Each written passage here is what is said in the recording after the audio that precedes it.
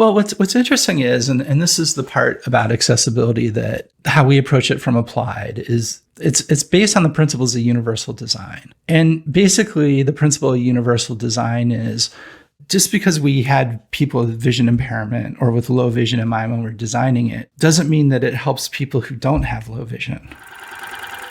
Welcome to We Built This Brand, where we pull back the curtain on the people, the ideas, and the sometimes challenging process of building something that matters. Today, I'm joined by Brad Scott, founder and principal at Applied Design, a New York-based creative agency whose work spans landmark institutions like Grand Central Terminal and the World Trade Center. Brad and his team also created Atkinson Hyperlegible, a typeface design for the Braille Institute that broke typographic convention to help people with low vision read more easily. It went on to win a Fast Company Innovation by Design Award and land in the Smithsonian's permanent collection. In this conversation, we dig into how a branding project turned into one of the most widely adopted accessibility typefaces in the world, and what it looks like to build a firm that tackles everything from transit systems to typography. So, without further ado, here's my conversation with Brad Scott at Applied Design. Brad, welcome to We Built This Brand. It's great to have you. Thanks, Chris, for having me. Absolutely. Happy to do it and glad you could make the time. Today, we're here to talk to you about your time with Applied Design and everything you're doing with the Atkinson Hyperlegible and Hyperlegible Next fonts. So I'm really excited to dive into that. But before we do, I'd love to start off with your backstory. How'd you get your start? How did I get my start? Well, interestingly, I have a degree in clothing, textiles, and interiors. Interesting. Okay. Yeah. That's usually the response I get. People are kind of like, how did you end up here?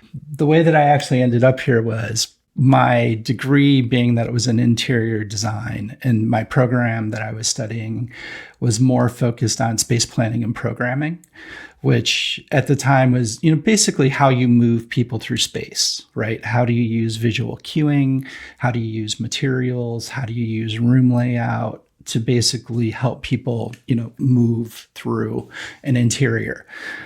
And that was, I graduated in 1996, and it was roughly when the web was starting to take off. And I basically took what I learned from interior design, from space planning and programming, and started to apply that to CD-ROM and web development. And that's kind of how I crossed over into more communications, visual, and graphic design. Okay, so one kind of begot the other, and then led you into this design space. So where did you go from there? Like what I guess sparked the journey to where you got to apply design? Because you're designing a font is not the same as, textiles or even moving through spaces. I mean, it still has a visual flow to it, but I'm just really curious, how did all that come about? I started my career in web development when it was first taking off, which really made me interested in usability and human factors. Human factors are a huge part of what I was studying anyway, because if you think about it from the context of like designing chairs and designing counters and those types of things, human factors were really critical to that. But then as I got into user interface design, it was really interesting to start looking at how human factors played into people being able to, navigate through information spaces. And interestingly, it was very similar. People had the same problems, right? There were barriers to reaching their destination, and it became kind of a question of how do we help people along that path and how do we help them along that journey? So I did that for a couple of years. And then at a startup that was called Clear Ink, they no longer exist, but one of the coolest places I ever worked. And I kind of laughingly said I wanted to take a corporate job, and I was hired at Landor Associates. And Landor is one of the foremost agencies in brand development. And that kind of shifted me a bit. So I got hired in as I was a design director for digital or interactive or whatever they wanted to call it at the time. Alternative media, I think even at one point is what they were calling it. And that kind of put me on that trajectory of brand building. And I was very fortunate to get on some pretty high profile projects kind of immediately in the late 90s. And that started kind of my interest in typography, graphic design, communications design, kind of all the things that you think about when you think of traditional advertising, comms, and branding. So you did a startup, and then you went on to Landor. I can identify with that a little bit. I spent some time doing a startup that failed and had to go back into the real world. I don't know if they failed, though. I shouldn't say that. No, they were actually very successful. So yeah, they took it to acquisition. So it actually merged with another agency. Excellent. But you learned from there. Yeah. The guy who ran it, his name's David Burke. He's still a friend of mine. So I have to make sure I let everybody know it was successful. That's a great name. I know another David Burke, just from my personal life. So when you say David, I'm like, that's not a common name, David Burke. But anyways, awesome. That's really cool. So then what motivated you to start Applied Design after having gone through the corporate world for a little while? Why did you do it? Why did you move on to your own thing? Ever since I was a little kid, I always kind of hustled. I had a paper route. I would do, ran like a lawn mowing business, things like that. So I think it was pretty inevitable that at some point I was going to start a business. In fact, my college professor, it was really interesting. I was in the business school originally, and I was really struggling because I was like, I just don't like this. I don't like kind of finance and corporate business, those types of things. And I was talking to my advisor, and she's like, well, what do you really want to do? I said, well, I like to build things and I like to design things. And she looked at me and she said, you don't have to have a business degree to run a business. And that was kind of like, that was the moment where I was like, no kidding. It's like, just to a certain, being an entrepreneur is about being an entrepreneur and not necessarily understanding, which months are 5 weeks and which ones carry over and accruing revenue. So it was kind of like a big moment where I was like, okay, I can go down this path of doing what I'm pretty good at and what I enjoy. And it's not going to close the door on potentially owning my own business. So then it kind of became a question of like, how do you get the experience to do it? Right. And when I came out, like I said, I joined Clear and I was at WPP. Landor was actually owned by Y&R and then WPP. So what was really fascinating about my journey kind of inside of Landor, I was there for 16 years. Like I expected to only be there for a couple of years, but I kept kind of moving around. So I worked in 3 different offices, and I went from being a designer to a strategist to a general manager. So what was really interesting in that was like I kept learning the whole way, right? So like I was learning about design, and I was like filling in gaps that I had specific, interestingly, typographical gaps. Like my typography skills coming out of interior design were terrible. So now being at Landor, I became very kind of aware of typography. And then I was kind of starting to learn more about business strategy. And then because I became a general manager, I learned more about kind of the finance side of running an agency.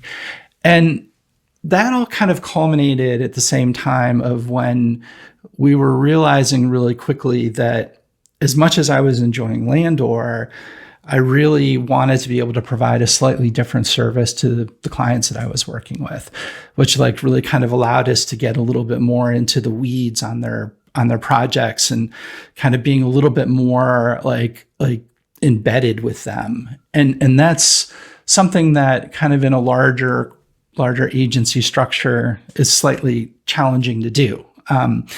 And so that was really the impetus for starting Applied, was exactly that, was that we wanted to be able to bring really strong strategic services to a client, but we more importantly wanted to make sure that those strategies and the design and the like kind of ongoing evaluation of those programs was being met, that we were doing that for the clients, and that we were able to like start making adjustments as we saw things that needed to be adjusted, and that we could start making modifications to strategies as we saw those.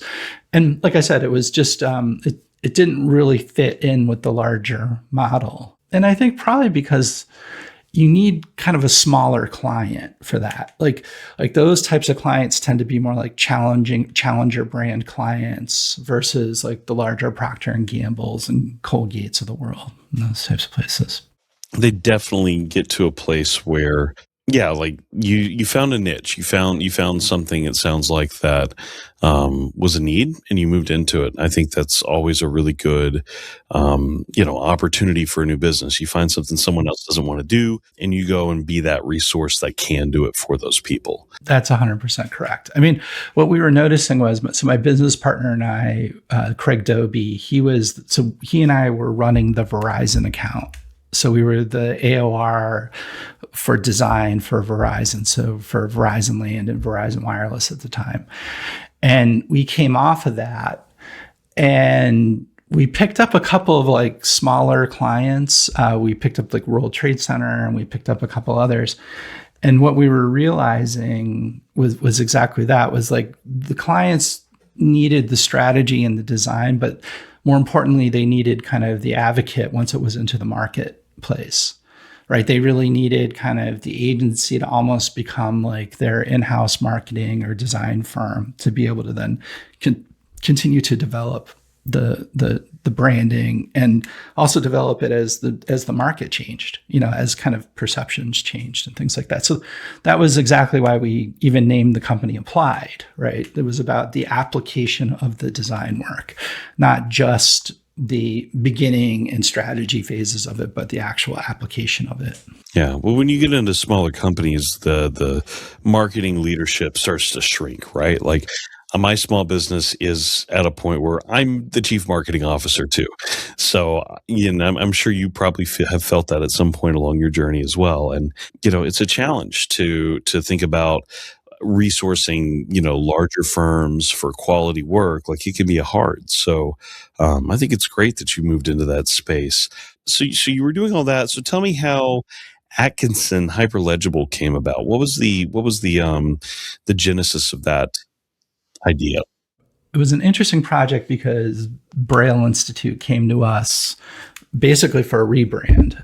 They were coming into their 100th anniversary, and they wanted to signal to the market that they were still there and that they were still relevant, and that they were providing services that were a little bit different than what they started out with 100 years prior, but were just as important.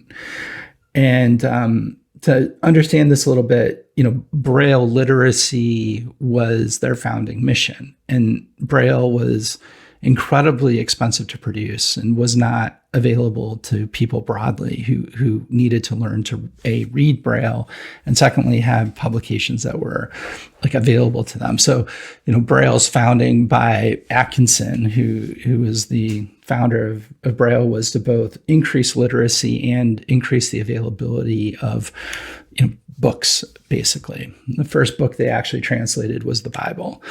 And it took up, like, I'm sitting in a room right now that's probably 12 by 20, and it would fill this room, that one copy of the Braille Bible. Yeah, it was pretty wild. And so through their 100 years, they were advocates for people who needed to learn how to read Braille. And then eventually they were successful, and they were able to lobby and to get things put into the educational system. And there were, programs that helped people who needed to learn it. And what started to happen was they started to shift their mission, obviously still keeping to their core, but shifting to low vision. So what's happening with low vision right now is people are living longer, and that's awesome. But one of the issues is we start to lose our eyesight. Okay. So they were finding that there was an increased need for services for people who weren't necessarily totally blind, but people who were rapidly losing their vision and in many different ways. We're talking kind of beyond like just blurry vision. This was like macular degeneration and diabetic retinopathy, and like these very kind of serious things that can happen very rapidly. And a lot of the services that they provided to the people who were totally blind really helped the people with low vision. So the goal of the rebrand was to help kind of reestablish Braille as an advocate, not only for Braille literacy and total blindness, but for people with low vision. And that was the brief. They were like, okay, how do we do that?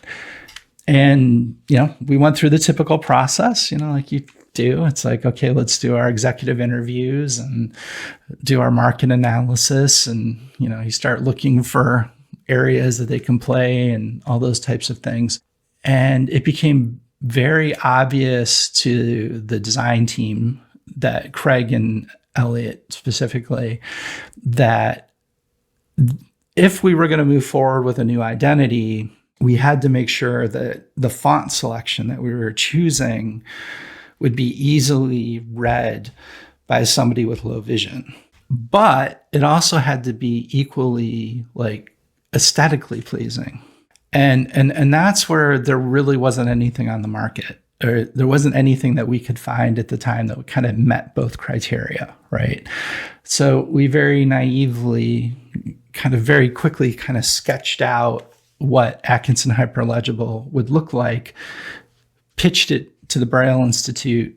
They immediately saw the value in it and completely understood it as not only something that was going to make the brand stand out, but also was a further touch point in their advocacy for people with low vision, because they saw the opportunity to be able to develop this and then, basically license it under an open source license so that everybody could have access to this worldwide. That is such a cool project to be a part of. I mean, just from a personal perspective, my grandmother has low vision. She's in her 90s, so kind of comes with the territory, but some of it's macular degeneration and stuff like that.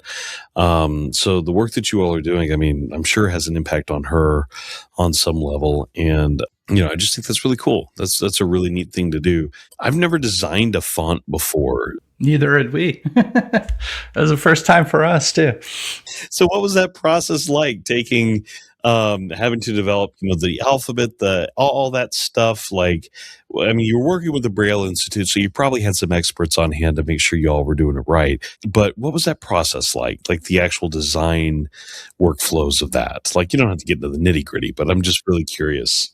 Well, it was interesting because we were completely naive as to what it was going to take to get this thing completed to a point where it could be released, right? It's a lot easier to get it to the point where you could use it as a designer for more as a decorative font, where it doesn't really have to function as a real font.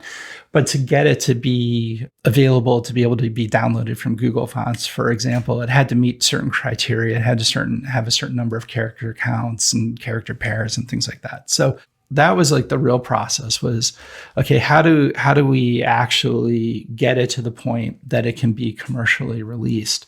Now, the actual design of it was interesting because it was really, the thing about typography is there's a very rich and documented history around it, right? We know what makes things easier to read. We know what makes things difficult to read. So the key behind Atkinson Hyperlegible is what's called letter differentiation. Okay. So if you think about it, we've all done this. You're reading something and you're like, is that a 1? Is that an I? Is that a lowercase? Is that an L? Is that a lowercase L? So right there, you have a numeral 1, you have an I, and you have a lowercase L. And all three of those characters in some fonts almost look identical. They're almost unperceptibly different, right? Which is called harmony. And when you design something, a lot of times typographers want to kind of create that harmony. It's what makes Helvetica so great, right? Is that it's a very kind of rationalized font. The thing that makes Helvetica challenging to somebody with low vision is that there isn't differentiation between certain characters that often get confused, right? So like I said, there's the 1, the L, and the I. There's also an 8, the numeral 8, and B, right? So what we were looking to do was to really break create differentiation between those letters so that when you scan the page, you could tell that's an I, that's a 1, that's a 0, that's an 8, that's a B. Okay. But we wanted to do it in a way that didn't look like a ransom note. Because you could. I mean, if I think what we learned that was really interesting was, a lot of teachers, I don't know if you have children or not, but they use Comic Sans. And you're like, and I thought they used Comic Sans because it was kids, right? They actually use Comic Sans because Comic Sans has letter differentiation. So when kids are learning to read, it's actually easier for them to read a font like Comic Sans because there's not a lot of harmony between the character sites, so they can literally spot those and say, oh, that's an 8 and that's an L and that's an I. But now put it to corporate or into like a corporate world, you can't use Comic Sans as somebody's corporate font. Like it just isn't going to have the tone that it wants, right? So that's what we were doing. So the process was to like take these kind of these known components of typography that we know enhanced legibility, develop a character set that would be differentiated, but that also looked good together and looked cool, and it didn't have a ransom note. So that was like literally hand drawing letters at that point. Like, okay, so what's the I going to look like, right? It's right behind me, by the way. You can see the uppercase I, L, B, and 8. Those are like kind of the primaries. What are the tails going to look like? What are the counters going to look like? And that was a process of just making sure that we had something that looked interesting together, but definitely they were differentiated letter forms. That's really neat that you were doing it like that, because I mean, I can't, just in personal text use, like I can't tell you the number of times I've been like, is that a 1? Is that an L? Like in some fonts you don't know. And I can see how someone who has reading impairment, that becomes more and more of an issue. I mean, the thing I've heard from my grandmother as she's gotten older has been, I can't read that anymore. I can't see that the way I used to, and just finding ways to make things more legible for her has been something we've had to work hard at, buying her tablets so she can, see the larger fonts and things like that. So that's really neat, because I mean, even as you move your head and I see the words behind you, I can see. I mean, that font to me, when we're filming these things, for those watching, but I could actually see the differentiation in that lowercase L, and I think that in and of itself is just awesome. I appreciate that a lot. So that little tail is what differentiates it. And what's interesting is this is Hyperlegible. This is the first version behind me. In Hyperlegible Next, we actually extended, so it's called the cap height. So right now, if you look at that, it's the L and the B are the same height. We extended now, the L is actually taller than the B, which also further enhances the ability to differentiate that particular letter. So, so the capital I isn't the same height as the capital L. So this was kind of the cool part, right? So we when we launched it, all of a sudden we started getting all this, the floodgates opened. And people who had been kind of working on different components of this, in legibility, they started reaching out to us and they're like, hey, did you know if you open up the counter or the E even more, it's going to increase legibility by X amount. If you increase the cap height of certain letters, it helps to differentiate it, because then it helps so it was kind of amazing, how much, once it was out there, people wanted to start giving us, suggestions on how to even make it more legible. So we did that. We basically, took about 2 years worth of feedback, collated that, and then used that to create the next version of it. Yeah, and that became what is now Atkinson Hyperlegible Next. Is that right? That's correct, yes. Yeah, and that's the new font that if you're looking for a font to use, you should probably check out. Yeah, it's also, the other thing with that one is it's a variable font. And this gets back to the mission of Braille, was by making it a variable font and, again, releasing it for unrestricted commercial use, which is a really big deal from there. I mean, it's huge. People don't quite understand how big of a deal that is, because, even people in the industry don't. Because basically what Braille has said is you can use this font for anything. So whether that's personal use or whether that's making money or whether it's for, a logo type, you can use this font and we're not going to charge you for it. Because typically with a commercial font, depending on the usage of the font, there's a different cost that's involved with it. Whereas Braille was no, this is completely available to you to use at your discretion. We always own it. That was always their caveat with it. But back to the variable component, they made the decision to move forward with the development of the variable font so that it could be embedded in the apps. So just like you were talking about with your grandmother, we wanted to reduce the barrier to like Amazon using it in the Kindle and, American Airlines using it in their app for online, because the variable font is what makes that legibility and adoption like really, really much more easier. Yeah, I love that, because I know, being in podcasting, like this industry has a very interesting edge of like some of what podcasting allows is for people who are visually impaired to listen to content. Conversely, people who can't hear need transcripts. So accessibility has been something I've been learning about over the years, and I'm by no means perfect at it, but I definitely think that accessibility is something more people should be thinking about, as they create content and things like that. And knowing, like, I didn't realize that Atkinson Hyperlegible existed on this scale. I think I've run across it just in browsing the web and stuff for, picking fonts for a website or something. But now that I know that it's, a font that's specifically for this, like that helps me even think through design flow and, things like that for a site. Do you have, support on your site for people that are visually impaired? Is that important to you? Well, then you should probably think about that font for your website or, for any use. So I think that's really neat. And, typically I ask, more about the business, like what was that moment of validation for you? But this is a big project. So I'm going to ask it here, like, and you may have already answered it a little bit, but what was that moment of validation with this project that made you go, we're doing something real, we're doing something impactful. This isn't just, grasping at straws, trying to make it right. Not that you were grasping at straws, but you know what I mean? Like, there's always that moment of like, is it going to take off? Are people going to like it? Or are we just, is this just an exercise in creating a font? That's a great question. And I don't have like a single answer to it, because I think it kind of went through phases, right? When we first launched it, I think the thing that was most validating, and we knew that we were onto something, was that we immediately received like positive feedback on it. And when I say, I mean, like, it was amazing to get somebody writing to you to say, hey, did you know, if you open this up, this is going to be, if you do this one thing, it's even going to make it better.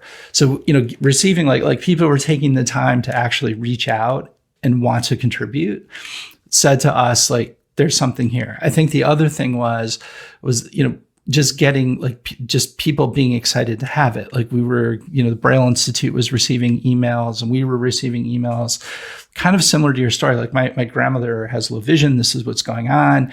I hacked the Kindle, literally. I hacked the Kindle to put this on her Kindle, and she is reading better now. She's enjoying reading again, right? And it's like, that's kind of remarkable, is when you hear somebody say she's enjoying reading again. Right. That means that you've made somebody's life just a little bit better. Right. Like I love to read. I can't read. And now all of a sudden I can again without as much hindrance. So we started to get that kind of stuff. Right. That was pretty cool. It kind of was I wouldn't call it a slow burn, but it wasn't a real fast burn either. So for the first year, it kind of kept gaining momentum. And then all of a sudden it started getting picked up by corporate websites.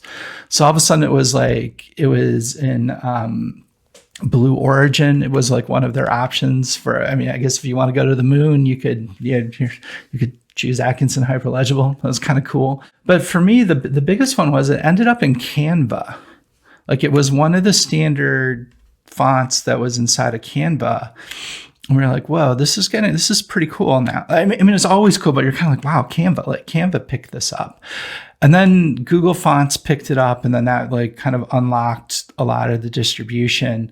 So that was kind of like a year-ish in, and then we started seeing academic institutions picking it up. So we saw the UC the UC school starting to do, and then we started seeing like government sites picking it up as part of their initiatives for accessibility.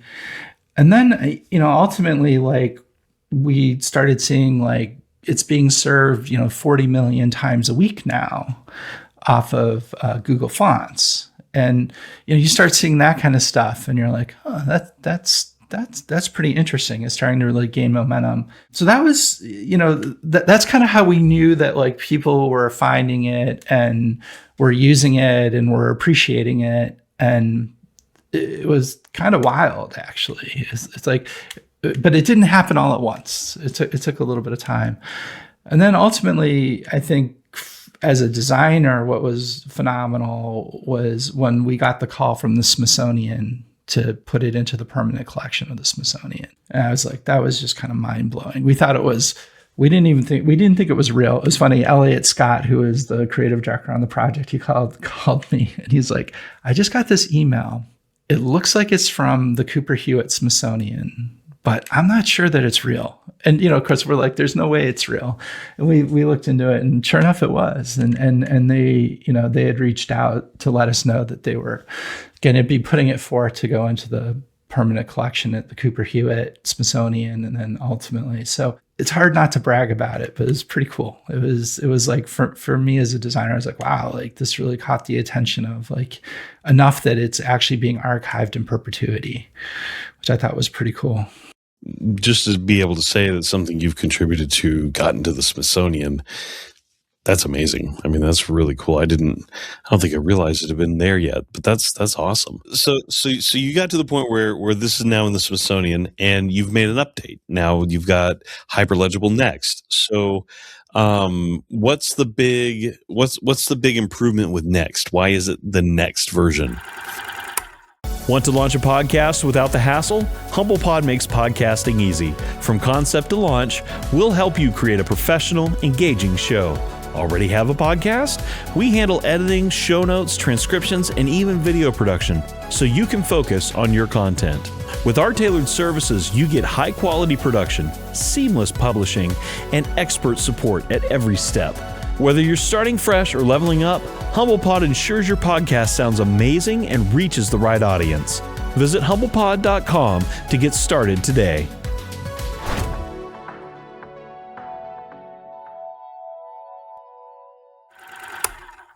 Again, another really good question. And I think the thing that's really important about the development of Atkinson Legible is about making people's lives better.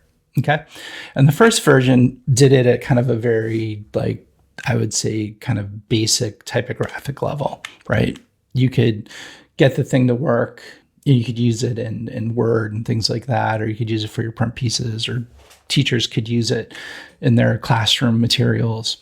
But there were some inconsistencies in the original cut that kind of made it a little bit difficult to implement it inside of apps, right? So inside of, handheld device applications and things like that.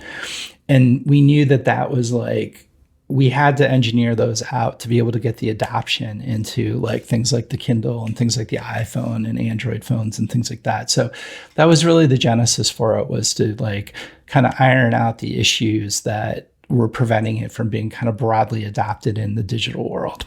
So that's why we decided to move forward with a variable font. The benefit of moving forward with a variable font is it also very rapidly allows you to develop other weights of that font. So when it was originally released, there was just basically two weights. There was regular and bold and an italics version.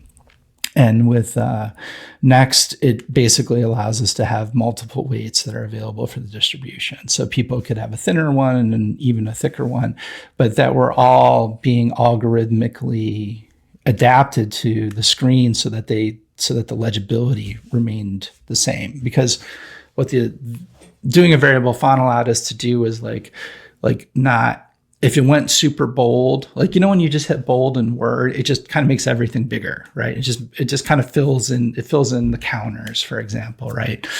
So with a variable font, what we were able to do is when you used a bolder version, we were able to tell the machine or the device, don't fill this in. Like, because that's one of the legibility components, right? Like, that's what makes this particular character more legible.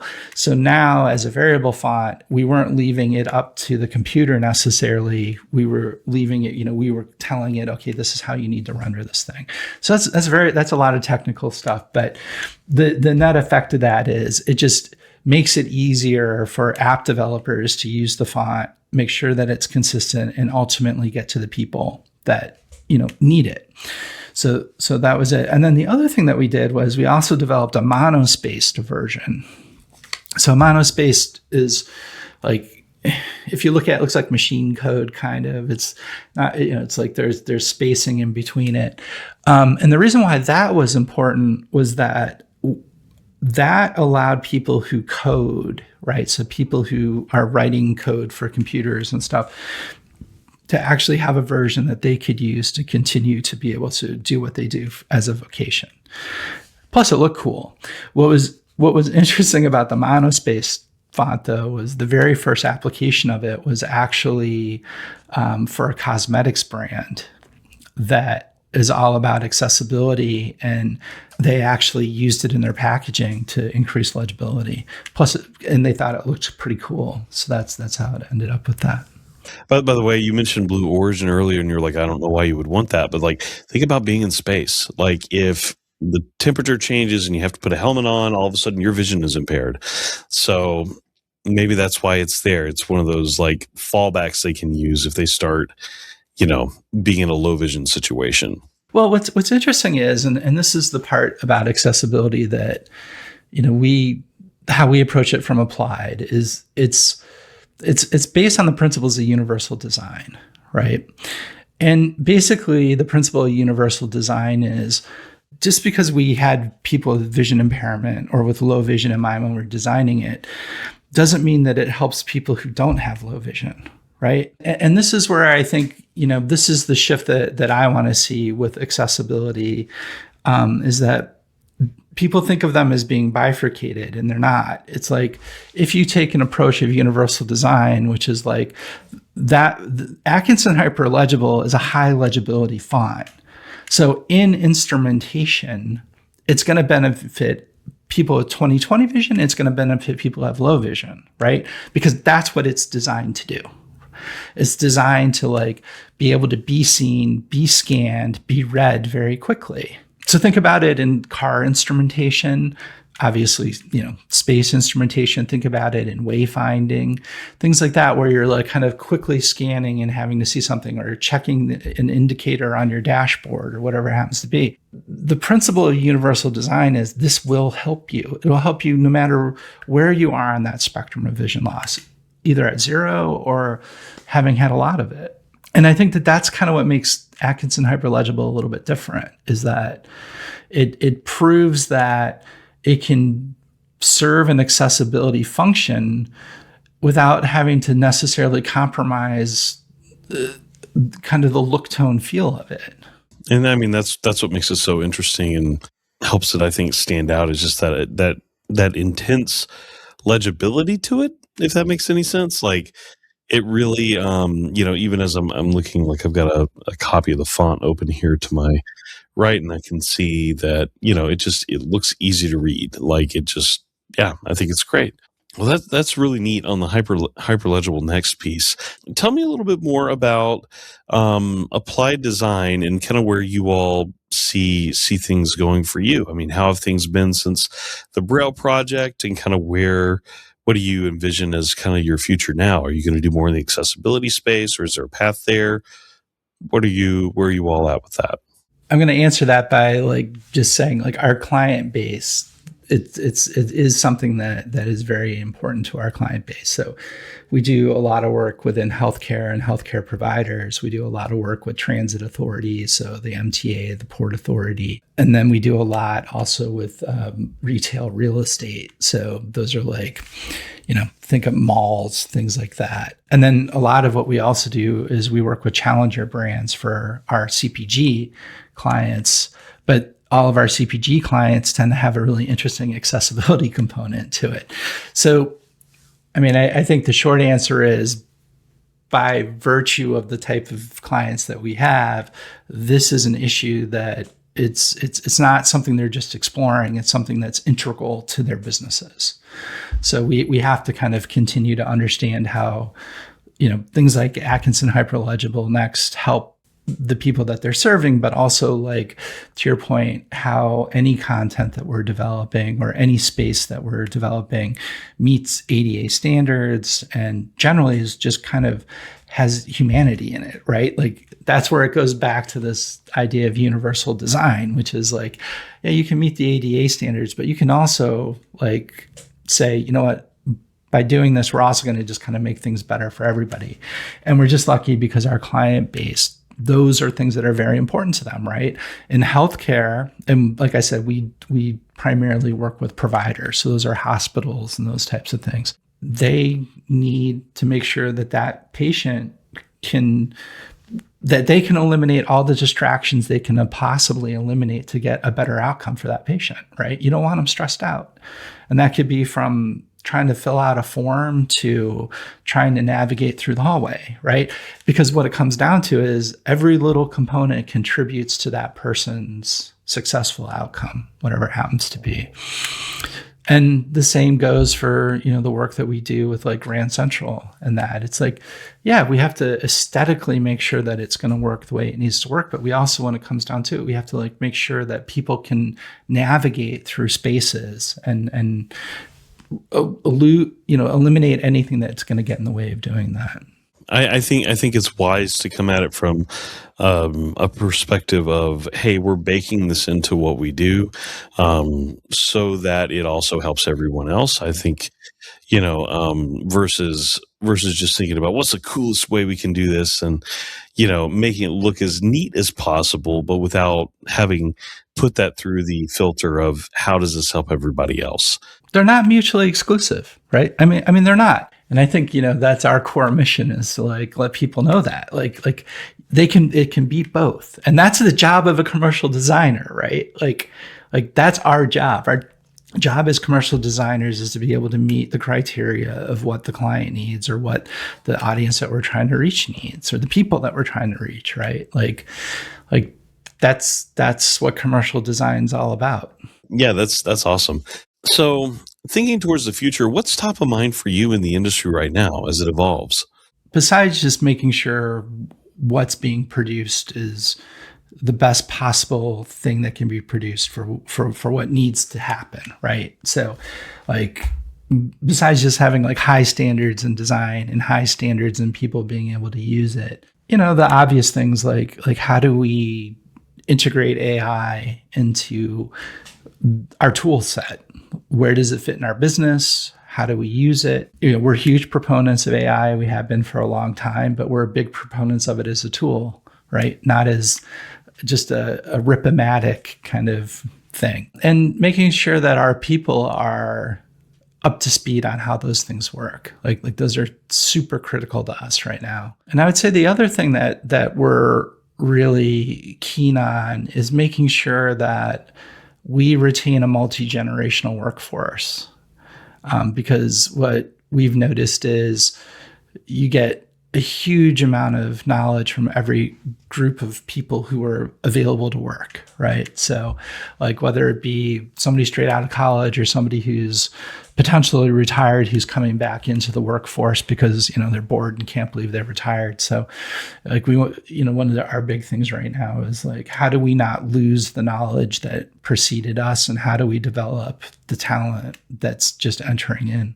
And I think more than ever, it's critical because of AI, right? Because AI has, in a lot of ways, eliminated what a lot of the junior people would do. What we need to do is make sure that they're still learning kind of the core tenets of what needs to happen to be able to use these new tools. And in my opinion, the only way to do that is to make sure that you have people across varying, experience levels and generations to kind of help define what's an entry-level job going to look like. So those are the types of things that we're thinking about. An entry-level job with 3 years of experience and, a master's degree. I'm just kidding. But that's what I remember coming out of college. That was always the challenge that I had was you'd apply for a job and they'd be like, must have at least this many years experience. Like, entry-level and learning a trade, learning to get into some of these industries. Sometimes that pathway doesn't exist for a lot of people, or they don't know how to make that work. Part of what I like about We Built This Brand and what we're doing here is, you shared even at the beginning, like you started out in textiles and moved into what you're doing today. And I think that a lot of people need to hear that, especially the younger generation and stuff. And intergenerationally, I think that that's great as well. I mean, I really like that approach because we're seeing in the tech world right now, we have some clients that do podcasts in tech, so we hear them talk about what's happening in the industry a lot. And the one thing we hear is a lot of the middle management and the middlemen, the people kind of that are just becoming senior engineers and things like that are getting fired for AI. And then what happens is you have outages like Amazon had, I think earlier this year, late last year. And Amazon ended up having to ultimately admit, yeah, we didn't have the experienced staff on hand to handle that issue.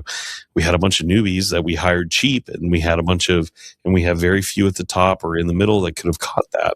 And I think that it's important not to lose sight of that inside of technology evolving and all that. So, I mean, a lot of what we do is it's the experience and the know-how of how you get these things to come to life, right? It's like, and this is the applied side of it, right? So this is obviously my stump, right? But you can develop a corporate strategy, a brand strategy. You can develop a visual identity and everything that goes along with it. But you have to have knowledge of how to apply it, and you have to have it's like there's things that people that came ahead of me saw that I don't want to get blindsided by, right? Because like it still exists, like that experience is so valuable. And I think what's happening is that we're mistakenly we're huge proponents of AI. So and we use AI, and I have AI training for everybody, and we've spent a lot of money on outside consultants to come in and help our people develop agents and all that stuff. But the reason why we do that is to get rid of the repetitive tasks, so that we can use the knowledge, right? Like what we're trying to do is we're trying to unlock the experience that people have. I'm trying to eliminate all of the distractions that allows that person to use that specialized knowledge that they have, or that broad knowledge of brand building,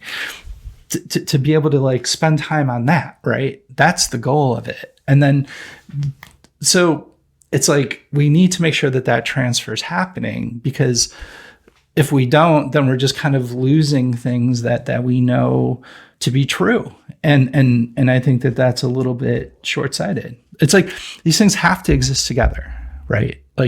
It's no different than when Photoshop first came on the scene in 1995 or whenever it was, right? It's it's a new tool. We've got to figure out how to do it. It's going to rapidly help us to production, but along the way, there's going to be schlock, and we know that, and we have to figure out a way to engineer out the schlock. That's a good way to put it. I like it. Well, that's great. And I definitely think that's, like I said, I think it's a good approach. Tell me, as we wrap up, I always like to ask this question at the end, which is, what is the brand you most admire? I mean, we're talking about the Braille Institute and some of that, but is there a brand that in your personal life, or, as you've looked over the years, that you would say, this is a brand I really aspire to be like, or a brand that I just admire? I knew you were going to ask that question. It is honest to God the hardest question to answer. So, and the reason why is it's in the context of what, right? So it's and depending on the day and the time, have you ever heard the joke? It's what's your favorite beer? The one in my hand, right? The one in my hand. Which one do I like? The one in my hand. So it's been my mantra for years, but anyways, continue. I mean, that's that question. I think, I'll give a shout out to my clients. I love my clients' brands, and I love the courage that they have in what they do. Okay. And I'm very proud to be a small part of what they do, because I think the brand is about the company and the overall mission, right? It's one component of that is the branding. I mean, when it comes down to it, you have to have an amazing, sustainable business and company and group of people to make things happen. And it just so happens I get to help articulate it, that's what the branding component does. with that said, I look at things that like make me go, man, I wish I was on that team, right? And it's like, and so when I start to look at brands and I evaluate them, the ones that like stand out to me are kind of like they go across categories, right? Like, I think this is going to sound like a really silly one, but I'm absolutely enamored with the ThinkPad brand. Okay, and I'll tell you why. They've unapologetically been ThinkPad for 20 to 30 years, and they're still as relevant today as the day they first launched, right? And what really cracks me up is they still have the red nub on the keyboard. The one thing that like everybody was like, this is the dumbest thing in the world, they still have it on there and people still like it.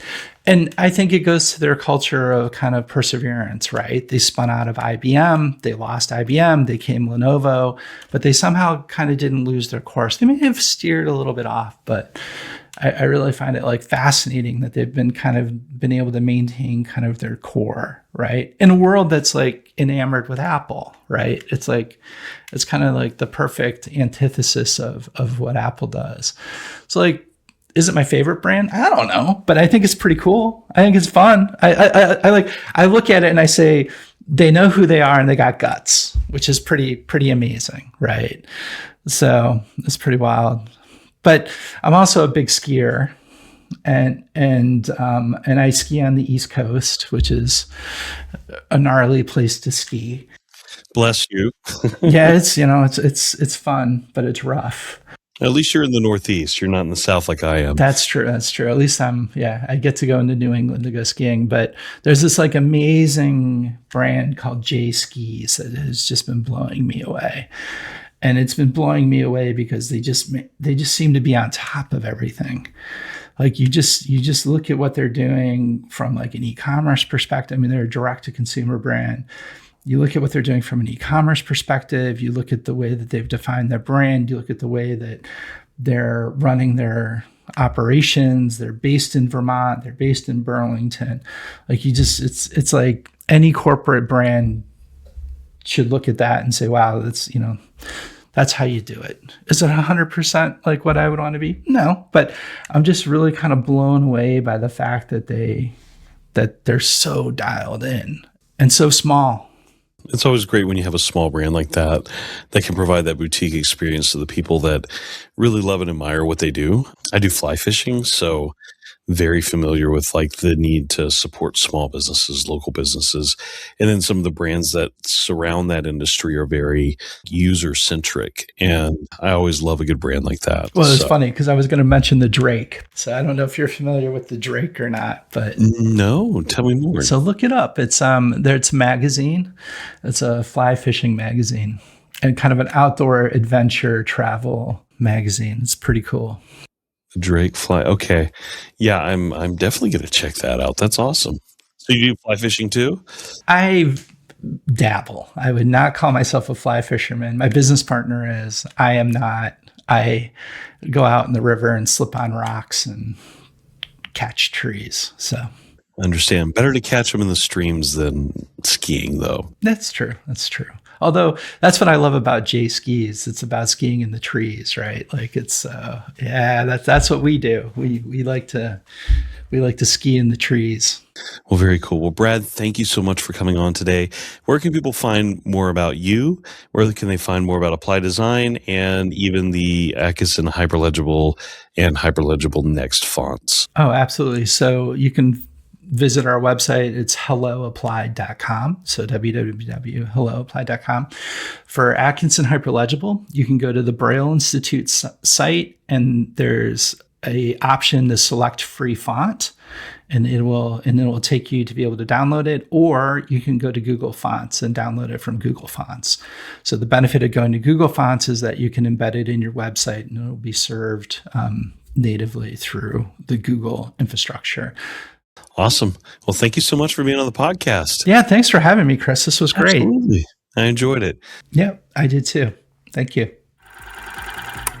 Thanks for checking out this episode of We Built This Brand. Don't forget to like, follow, and subscribe on your player of choice. You can also keep up with the podcast on our website at webuiltthisbrand.com.